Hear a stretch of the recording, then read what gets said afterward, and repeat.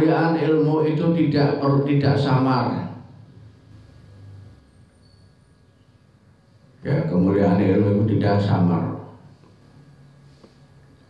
Asarful ilmi lan utawi mulyane ilmu iku la yafa ora samar ala ahadin ing atase wong suci. Artinya apa?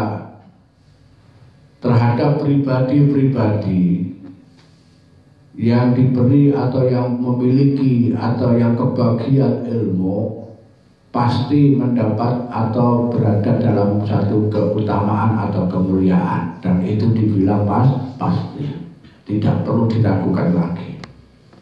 Kenapa begitu? Idhuwa karena saat temani ilmu ku muhtasun dan khususaken bil insaniyah lawan bangsa menungso. Bangsa menungso. Atau dalam paparan yang sederhana, menungso itu dianggap mulia sebab duwe ilmu. Menungso itu dianggap mulia sebab duwe ilmu. Karena menungso nek gak duwe ilmu berarti gak dianggap mulia. Boleh. Ya, jadi dhuwur ndi, mulia mana antara yang menyandang dan yang disandangkan? Mulia ndile sepatumu karo awakmu.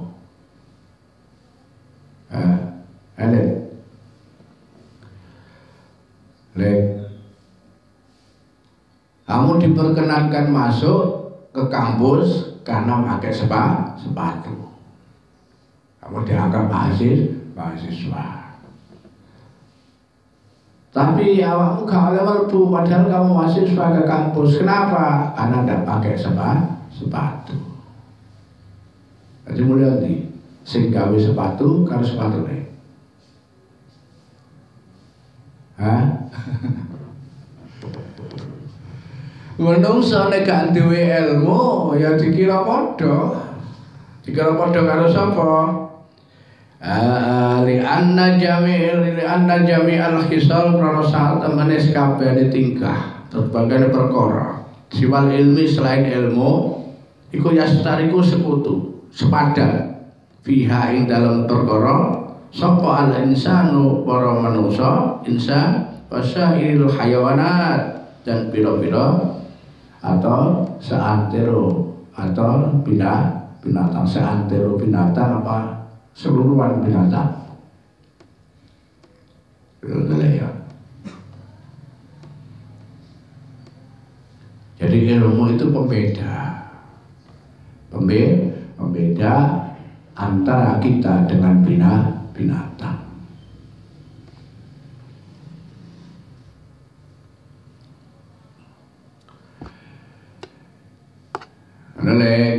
Ya, makanya jangan segan-segan golek ilmu. Ya, ilmu macam-macam ya.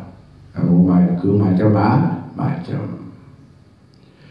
Ilmu itu apa sebenarnya? Ilmu itu adalah sesuatu yang bisa memberikan kemanfaatan bagi manusia. Pengetahuan yang bisa memberikan kemanfaatan manusia, lebih secara khusus manusia itu bisa mengambil dari ilmu itu satu yang baik, yang baik, yang bermanfaat,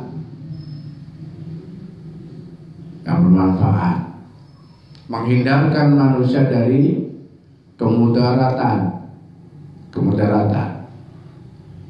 Maka kalau ada pengetahuan yang justru melahirkan kemudaratan, maka itu disebut apa? Kalau dalam bahasa apa itu klinik disebut ilmu hitam. Ilmu hitam ya. Bodoh-bodoh pengetahuan Tapi kalau pengetahuan itu kemudian banyak digunakan atau lebih untuk membuat kesengsaraan, maka disebut ilmu aliran hitam. Ilmu aliran hitam. Jadi dikenal prinsipnya ilmu itu adalah pengetahuan yang bisa mengarahkan kepada kemanfaatan, kebaikan yang baik. Oleh Allah, masya Allah. Gamblang di sini disampaikan, sudah sangat gamblang sekali, bahwa kemuliaan ilmu kanggo menungso itu adalah nyata adanya, bahkan menjadi satu identitas yang terkhusus.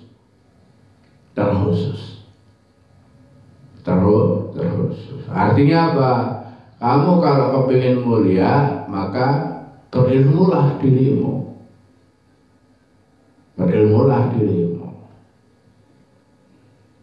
Bukan harus berharta, bukan harus berkedudukan, bukan harus berjabatan, ya, tapi berilmu. Bandingane wong sugih nek gak duwe ilmu gak diregani wong kecuali hartanya itu sendiri, ya. Dan harta tidak akan pernah bertahan lama kecuali hanya akan berurai bersama waktu. Nilai barang itu akan menguap bersama waktu. Begitu juga jabatan, begitu juga kedudukan, kabeh ora masalah, tapi ilmu pengetahuan itu selalu berkembang bersama masa. Semakin lama orang yang berilmu itu akan semakin berharga. Ya, Allah, masya Allah. Wong pinter tapi gak sugih si ora regane, sing digoleki wong. Ya. Goleki wong. Ndak usah contoh apa-apa. Wong pinter nambal ban. Ya. Akan dicari oleh orang-orang yang punya ban. Ketika ban itu bocor, walaupun sing ban itu wong duwe mobil, padahal sing tambal ban gak duwe mobil. Jadi kalau apa ilmune iso nambal ban itu bengkel mobil, tukang dandan mobil belum tentu punya mobil karena kemampuannya dicari oleh orang-orang yang punya mobil. Boleh? Ya. Allah, masya Allah. Ilmu.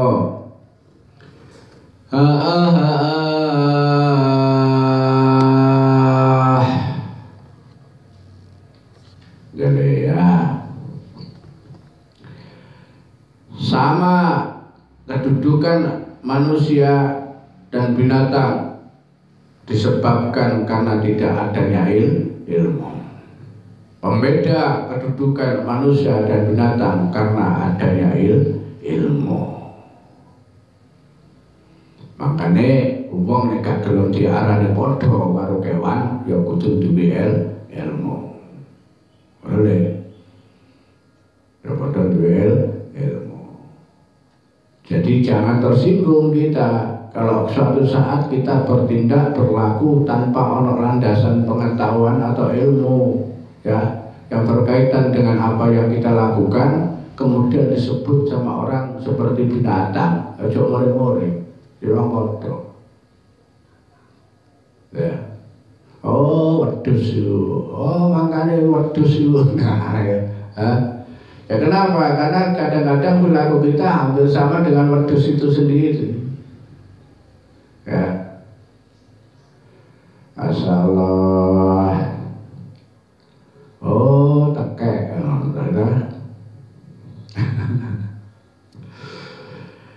Allah, ya Allah, ya Allah, ya Allah.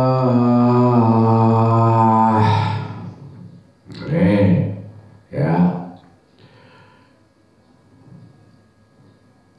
kesamaan antara manusia binatang dan binatang, ya, ini berdasarkan dengan sifat-sifat yang menempel secara mendasar, ya, secara hakiki yang jenenge makhluk menungso karo kewan itu hampir memiliki sifat, ya, yang mendasar, hampir sama. Contohnya apa? Kasajaah, kalau dari kendel, berani, ya, kan kendel. Wal jur'ah, jus'ah, takut. Manusia ini perasaan-perasaan mendasar. Wal kuat, dilan kuat. Wal jud, welas asih, ya, welas asih. Wasafaqat, dilan ada kasih sayang. Wa khairi halan saliyane, ya. Setiap binatang dan manusia punya rasa takut, punya rasa berani, punya kekuatan, punya kemarahan, punya juga rasa marah, rasa asliwa, sederhana binatang, sederhana harimau punya kasih sayang kepada anak. Dalam hal kasih sayang, manusia juga sebaiknya memahami itu punya keberanian. Hewan, ya, lemah namanya semut. Sehingga lebih api menungso itu berani bahwa hewan itu kan menungso juga gitu, ya. Tidak selamanya orang karena walaupun kita belum pernah melihat lebih berbahaya gerakannya orang penakut ketika nekat daripada gerakannya orang kendel. Nalikane jenenge kewan itu mangan anak dia. Wong penakut nek kadung bergerak, kadung berpindah di luar kontrolnya, itu jauh yang ada dari kecil akan nilai besar. Itu pun bukan orang tuanya yang makan dulu. Pasti ada binatang kanibal. Kau pernah oleh kucing dimakan kucing liar. Jadi tertimbul keberanian menjadi luar biasa. Dimakan wong tuane diwane ini. Di manusia. Kalau orang-orang pemberani ketika berpindah dia masih memperhitungkan taktis dan segala macam hitung-hitungan. Tapi kalau penakut begitu ngamuk, hati itu apa? Ya. Orang waktu bisa waktu, orang kerja bisa kerja. Maka di sini, ya, apapun akan diambil berdasarkan pembelaan itu, ya, saya rasakan betul. Tapi wong saya itu ya Idul Adha kita disuruh menyembelih kurban itu sesungguhnya kita manusia yang disuruh menyembelih. Masya Allah, sifat-sifat hayawan, sifat-sifat kebinatakan kita. Kalau soal kasih sayang, bahkan orang ngaji yang namanya manusia di antara kenapa kita disuruh menyembelih kambing, disuruh menyembelih sapi, ya, dibandingkannya bukan kambing dan sapinya tapi kebinatangannya. Artinya kalau di dalam diri kita ada sifat-sifat binatang itu, ya. Tidakkah arti sebagai anaknya sendiri? Ngono. Harus dijawab, harus boleh. Ada yang ngomong gitu, tidak pernah memakan tanpa sejenak, tanpa betul. Tapi menungso, Masya Allah, tanpa betul. Tapi kalau diamat-amati ganas ternyata ya tidak terlalu betul lah. Ya, kenapa?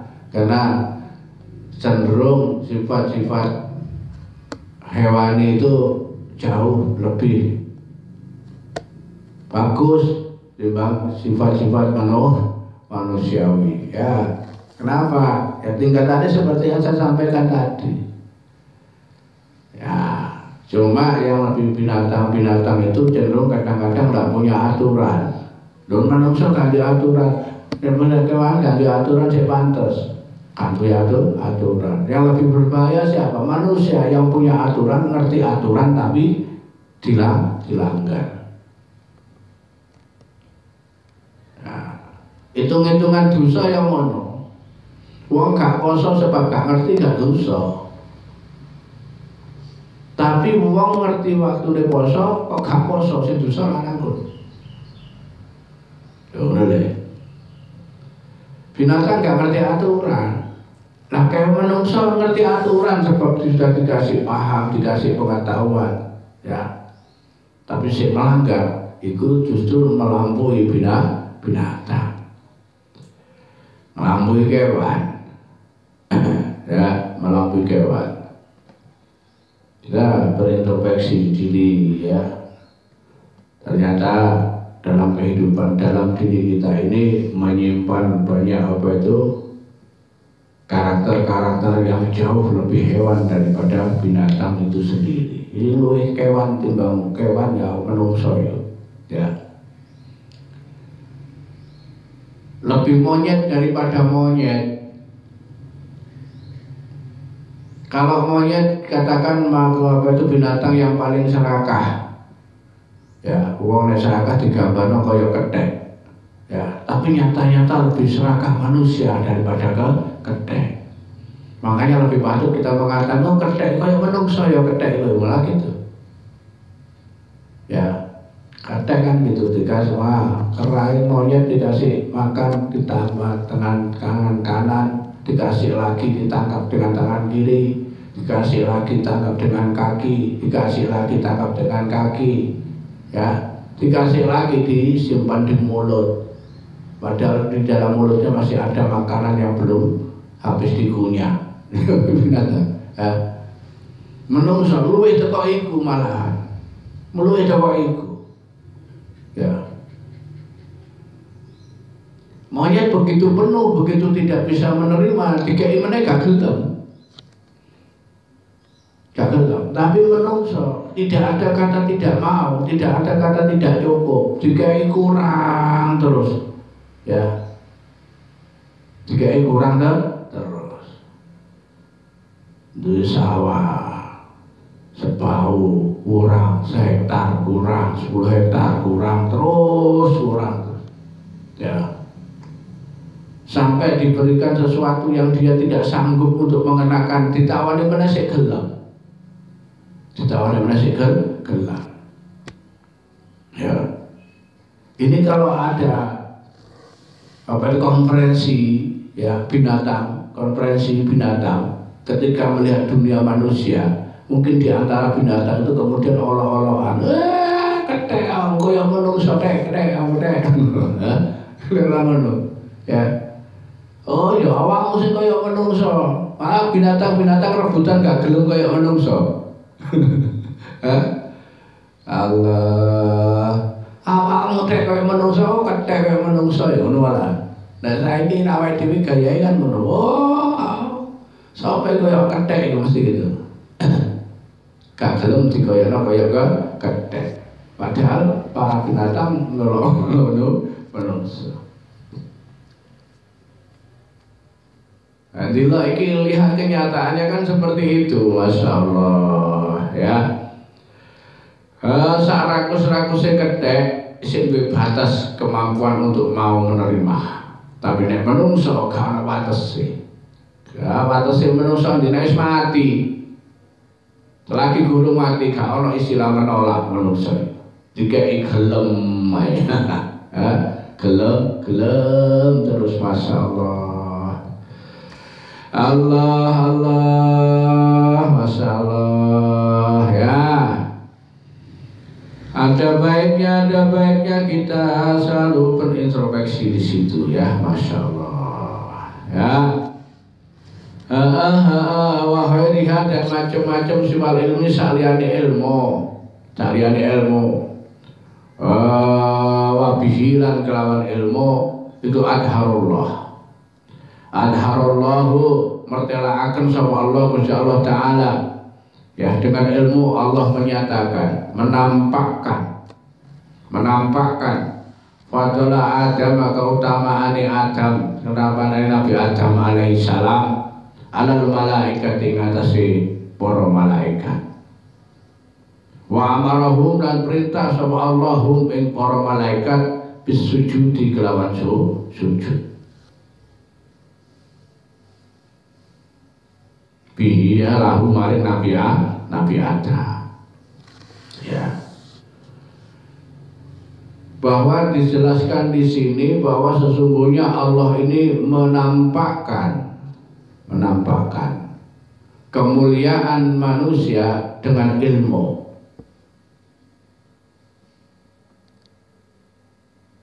Dengan ilmu.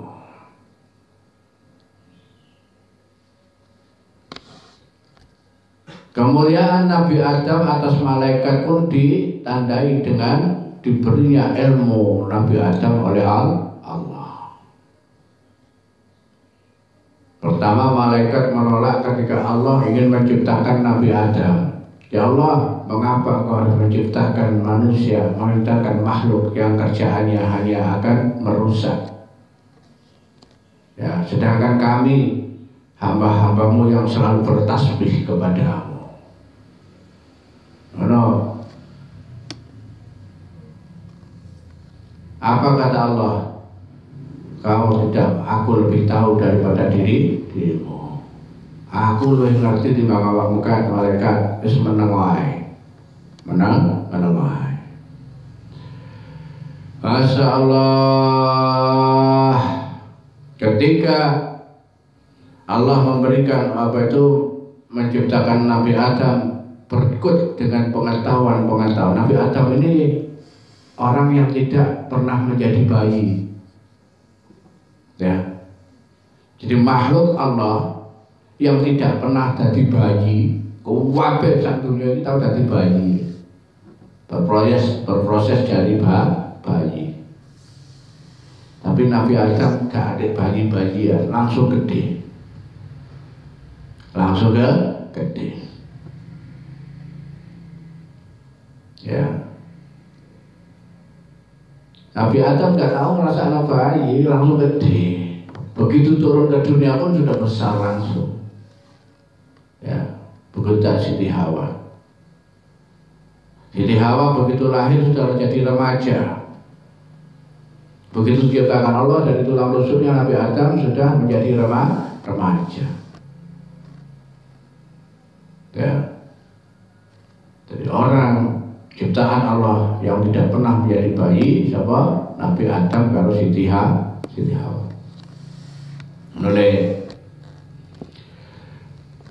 Makanya begitu Allah ciptakan Nabi Adam langsung dikei ilmu, diajari nama-nama, diajari benda-benda, nama benda diajarkan. Begitu ditampilkan oleh Allah Nabi Adam di hadapan malaikat ini cuek. Carane ngono.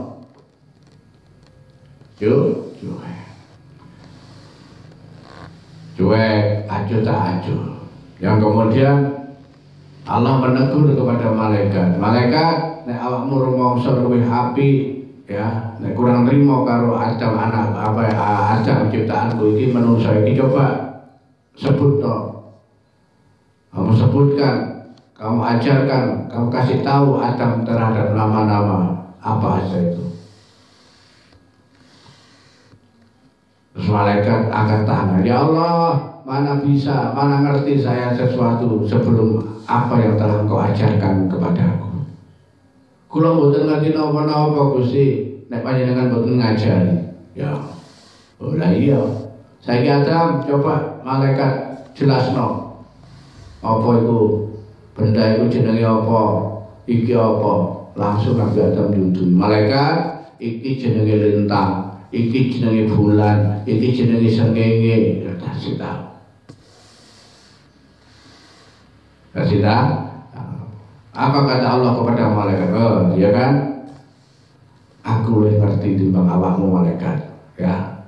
Adam lebih iso timbang awakmu, lebih mulia timbang awakmu. Coba saiki awakmu sujud to. Oh no. Sujud dalam arti penghormatan, bukan sujud nyembah. Akhirnya semua malaikat, karena malaikat adalah makhluk yang patuh dan tidak pernah menolak perintah Allah, maka bersujudlah malaikat illa iblis, kejaba iblis aba wastakbar. Aba maka mengu sapa iblis, nolak sapa iblis, wastakbar ora rumangsa gede, sombong iblis terhadap Nabi Adam. Ngono ceritane ya. Maka di sini adharullah, mertelakno sapa Allah Gusti Allah Adam ing Nabi Adam alaihi salam. Alal malaikati ngatasi para malaikat wa amarahum lan perintah sapa Allahum maring para malaikat bisujud kelawan sujud lahu maring Nabi Adam. Ya.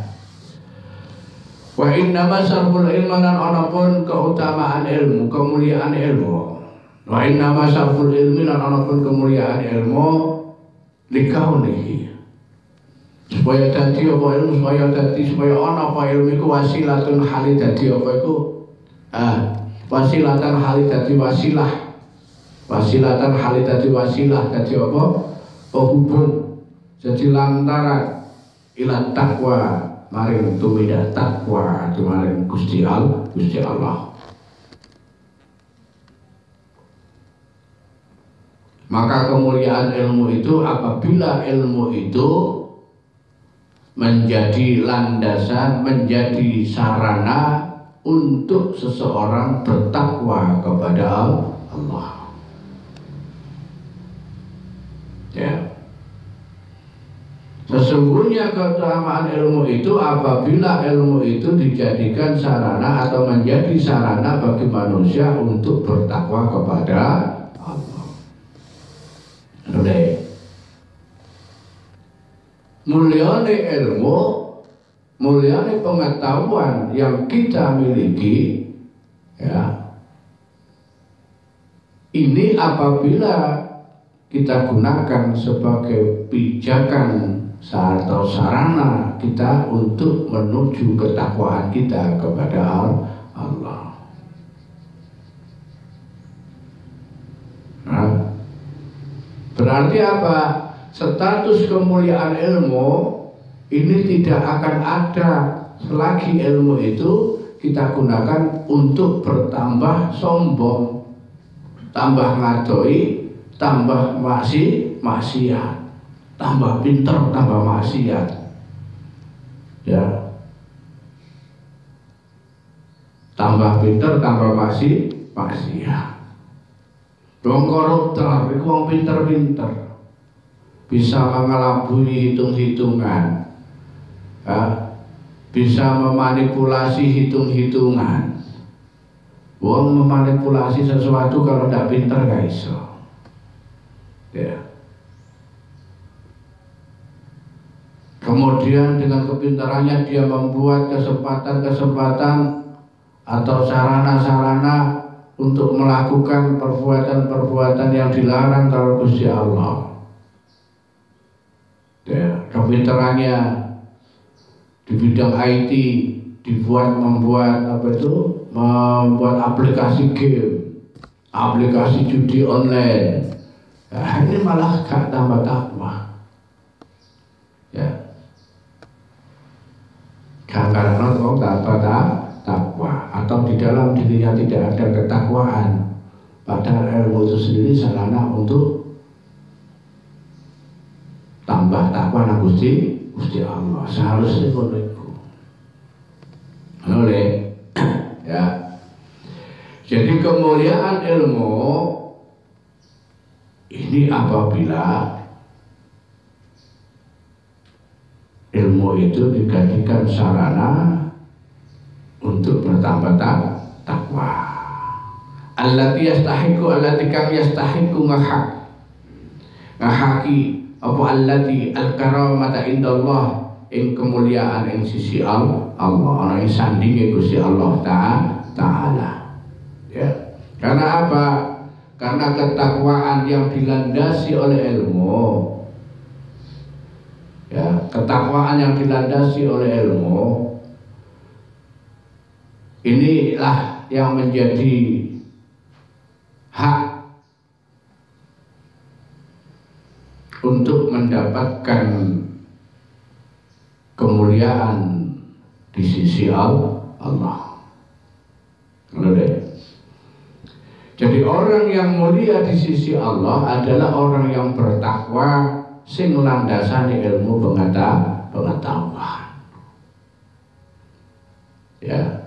Karena ketakwaan tanpa diiringi oleh pengetahuan maka enggak sah. Tidak sah. Ibadah tanpa ilmu ini enggak sah. Gak sah. Wis salat gak ngerti ilmu sholat, batal sholat, ngentut sholat, mabuk sholat, gak sah. Boleh ya?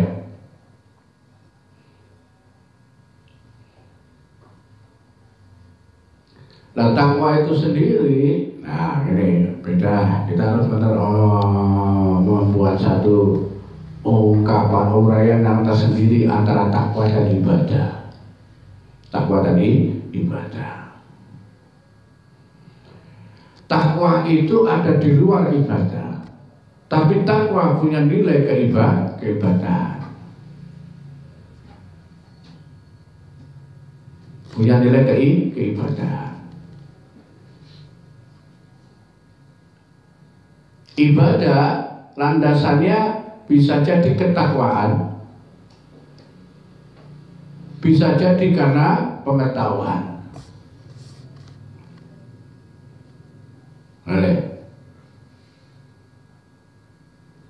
Pengetahuan yang menghantarkan seseorang kepada kewajiban-kewajibannya ini belum tentu membuat kualitas atau ada sebanding lurus dengan kualitas ketakwaannya. Akeh wong ibadah, sholat misalnya karena tahu ini kewajiban dia sholat, tapi masih melakukan maksiat. Akeh wong sholat, sing koruptor itu wong departemen agama, ngerti agama, ngerti hukum. Ini wudu winter, dungo winter, sholatnya masya Allah, dengan departemen agama, tapi korupsi luar biasa. Ya. Jadi wong sing ibadah landasan ilmu, tapi tidak ada kaitannya yang tidak sebanding dengan ketakwaannya. Artinya apa di situ? Ada istilah apa nih? STMJ. Apa STMJ? STMJ sholat terus maksiat jalan. Sholat itu terus sholat, ya. Landasan ilmunya sholat, tapi nek kalau ketakwaan sih, akhirnya sholatnya ngompong, tapi korupsi ini maksiatnya, masya Allah gak tau mandek, udah baik. Bener ya. Masya Allah. Jadi bisa kita urai sendiri satu saat nanti ya, kita urai sendiri di mana nilai lebih penting mana antara takwa dan ibadah.